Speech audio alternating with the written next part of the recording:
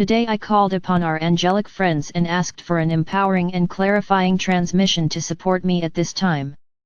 What follows is the channeling I received, and am sharing now with you. Enjoy.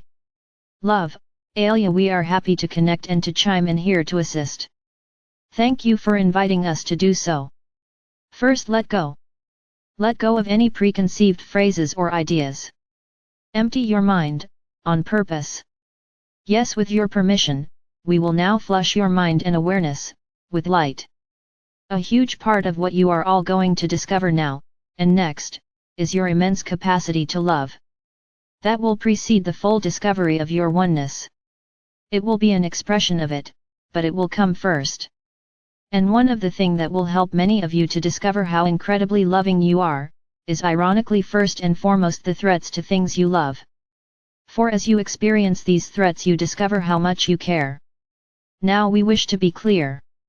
The things you love are not being threatened by some non-physical force in order to stimulate this awareness, but rather by some human beings who have resisted evolution and are in profound states of disconnection and denial of who they truly are, infinite and eternal, one with all that is, love.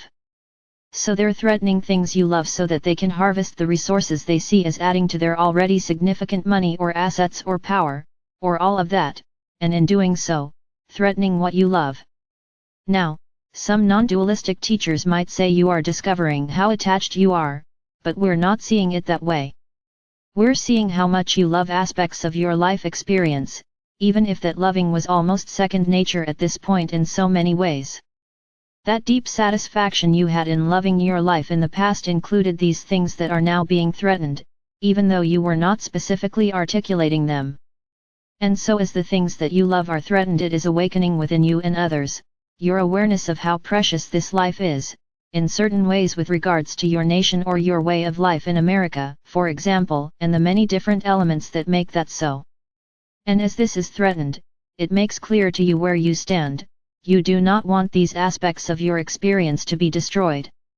You do not want the expression of your nation to regress, or go backwards in terms of human rights and care for the American people and others in the world who American helps. And so you are awakening to the depth of your love of harmony and peace and empathy and care. And even if it's peace as in the absence of war, it still feels better to you than overt conflict and global tension, and you can feel that, and it makes clear to you what you prefer. You are clarifying what matters to you and becoming more conscious, for as you feel what is being threatened, the way of life that was becoming more inclusive and how certain members of society want to take you back into the dark ages, know this, that will not happen. We can offer that reassurance, ultimately. But you may experience a very bumpy and challenging time, collectively and individually, for a while.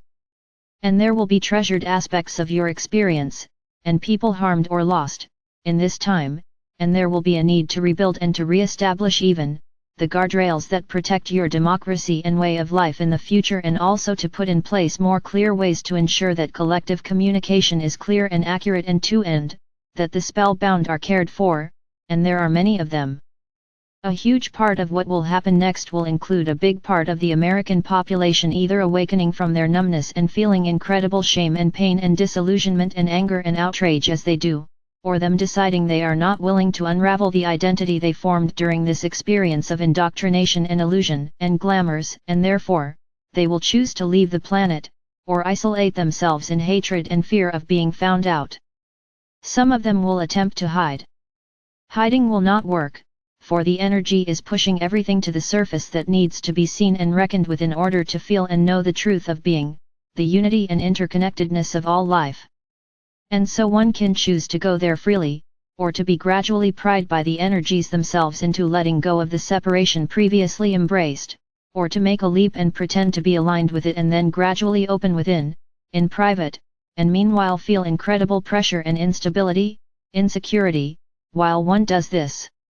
And more, there are many different ways people will and are choosing to live now. But we do know that oneness is shining through.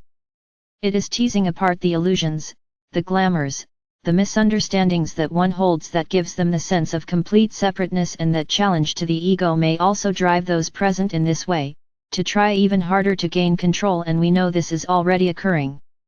There is no getting around this. The pain body, the entity structure of separation, lack, and limitation, the part of the human psyche that believes it isn't powerful, isn't connected, or believes it can choose only for itself, that it is separate. All of these misunderstandings will be illuminated and will be unraveled. These ideas are illusions, and for those even who are very aligned with love, one can still sometimes see a misunderstanding present in the teachings that a human being can manifest for themselves regardless of others. That is a misunderstanding. Everything is a co-creation. Everything. And all of that will come to light. There is no way to feel stable and secure while denying the infinite oneness that is all. There just isn't. Seeing life in separation, believing one can be a lone ranger? That is not sustainable. Anyone choosing to put a stake in the ground with that will experience the tension of trying to hold that structure in place. As one persists in trying to operate in separation, they will feel battered energetically and will feel an inner and outer sense of instability, because nothing in the world that is real, infinite and eternal, aka truth, is supporting this. Oneness is the true ultimate reality. Interconnectedness is the true reality. Inclusion and love is the way forward. Aligned authentic expression and flow is the way to be. And the way to play. So yes, this year and next year and even the year after this are going to be quite rough for many. Rough for those like you whose hearts are breaking as your country, which feels like your world, moves strongly and quickly in this seeming backslide direction, and rough too for those denying that they too are part of a collective wholeness.